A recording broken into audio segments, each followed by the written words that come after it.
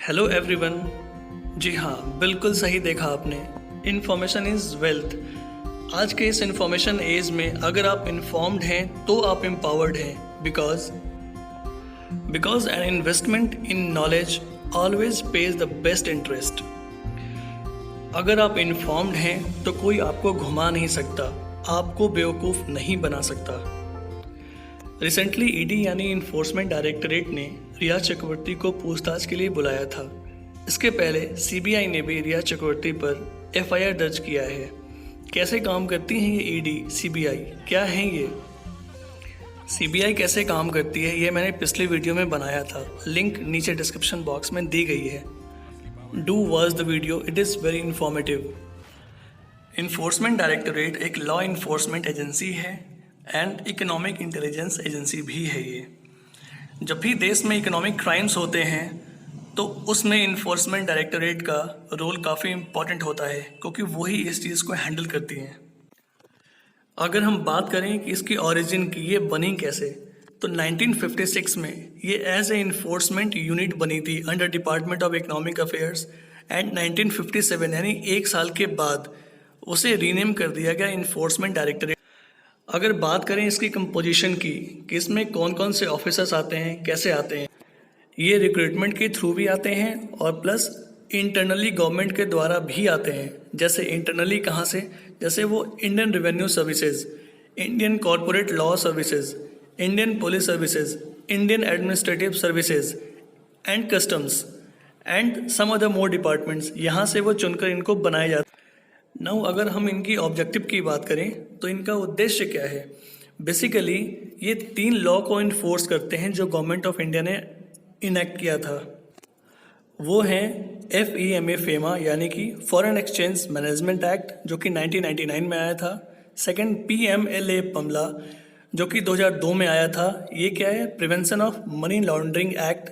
And third है फ्यूगिटिव offenders act 2018।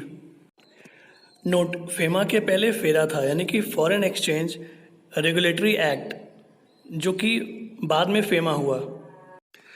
अगर मेरी वीडियो आपकी इन्फॉर्मेशन बढ़ा रही है, आपको एम्पावर कर रही है, तो please subscribe the channel and like the button. Now अगर ब्रीफली अगर हम इन 3 एक्ट को अगर जान जाएं तो ये हमें पता चल जाएगा कि ईडी का स्कोप क्या है, ये कहाँ किस हद तक किसे अपने घेरे में लेती है। नाउ अगर हम फेमा को देखें तो फेमा एक एक्ट है। इस एक्ट में बेसिकली 2 प्रिंसिपल्स दिए गए हैं। पहला है ये फैसिलिटेट करता है एक्सटर्नल ट्रेड एंड पेमेंट्स को, एंड सेकंड है orderly maintenance of foreign exchange market in India. मतलब जब भी अगर इंडिया से बाहर कुछ ट्रेड एंड पेमेंट्स होगा और वो इस फेमा के गाइडलाइंस के अगेंस्ट हुआ तो वो वायलेशन हो जाएगा फेमा एक्ट का, और तब जाके ईडी एक्टिव हो जाएगा और उस केस को जांच के लिए ले लेगा अपने अंदर। नाउ यहाँ पे एक टर्म आया फॉरेन एक्सचेंज मार्केट। ये क्या होता है?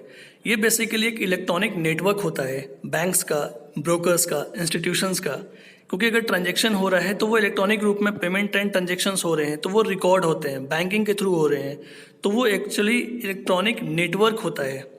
नाउ यहाँ पे होता क्या है कि एक नेशनल करेंसीज जो होते हैं किसी देश के, वो दूसरे देश के करेंसी के साथ एक्सचेंज करते हैं। जैसे डॉलर यूरो से, यूरो डॉलर से, रुपया डॉलर से, रुपया यूरो से, रुपया और भी कई नेशनल करेंसीज से। इसी फेमा एक्ट ने एक और नए एक्ट की बुनियाद रखी जिसे हम कहते हैं PMLA यानी कि prevention of money laundering act 2002, जो कि इफेक्ट में आया था 2005 में। तो अभी ईडी ने रिया चक्रवर्ती को मनी लॉन्ड्रिंग के केस में ही यानी कि PMLA के एक्ट के तहत ही केस दर्ज किया है इन पे। तो फिर PMLA अब है क्या? ये basically prevention of money laundering act है। इस एक्ट के तहत ईडी जो है किसी की भी प्रॉपर्टी को वो सीज कर सकती है अगर मनी लॉन्ड्रिंग केस में वो सच साबित हो गया तो। अब सवाल आता है कि मनी लॉन्ड्रिंग आखिर है क्या, इसे कहते किसे हैं?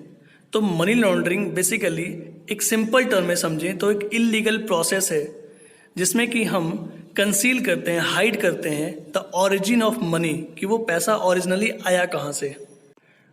So it is an illegal process of concealing or hiding the origin of money obtained illegally.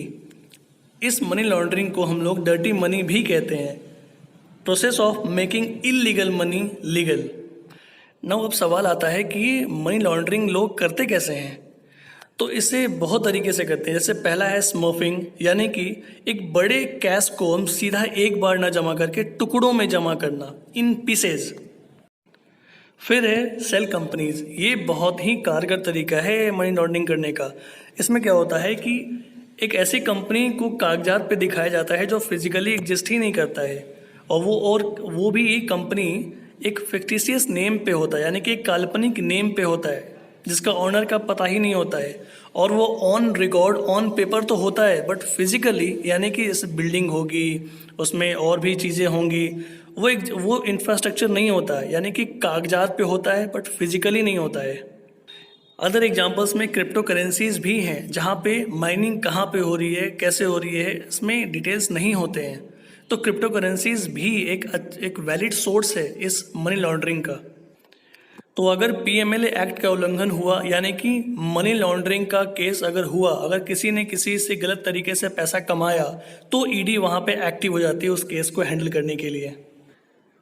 अगर हम 2018 से 20 तक ईडी के मेजर बड़े एक्शंस देखें तो उसमें आते हैं 54 करोड़ एसेट्स ऑफ कार्ति चिदम्बरम, जो कि पी चिदम्बरम के बेटे हैं, उनकी संपत्ति सीज की.